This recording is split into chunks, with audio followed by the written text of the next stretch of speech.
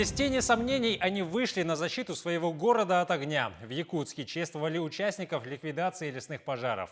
Напомню, что летом крупный очаг возгорания был зафиксирован неподалеку от столицы региона. Стихия была успешно остановлена, в том числе и силами добровольцев. О героях нашего времени расскажет Иван Кривошапкин.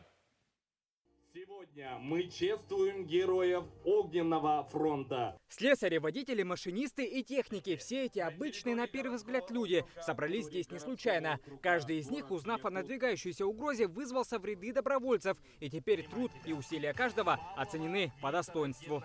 Каждый житель там очень добросовестно отнесся к этому, да. Первые выехали на пожары, чтобы защитить село, город.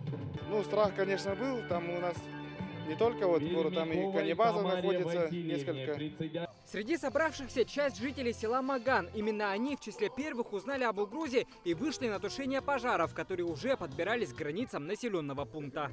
Ополчение Маганское, которое было, оно показало себя на высшем уровне сплоченности и организованности. Мы занимались тушением в местности Тура, это база маганских, и поэтому наличие ребят и их сплоченность – это большой плюс. В их честь прозвучали слова благодарности. Также был организован праздничный концерт. Во время церемонии волонтеров отметили памятными сувенирами, благодарственными письмами и грамотами. Именно благодаря отваге этих людей разрушающая стихия была успешно отражена от границ нашей столицы. Поэтому день награждения не случайным образом совпал с днем города Якутска.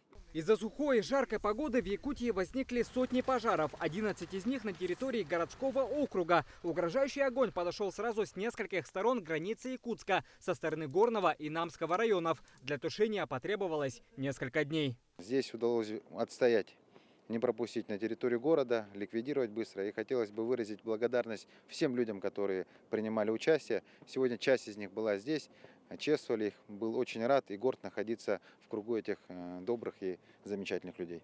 Большое количество собравшихся говорит о том, что в республике есть неравнодушные люди, которые не остались в стороне и вышли на передовую защищать свою малую родину. И лишь благодаря совместным усилиям огненную стихию удалось успешно остановить. Спасибо вам, огнеборцы города Якутска! Иван Кривошапкин, Василий Соловьев, Вести, Якутск.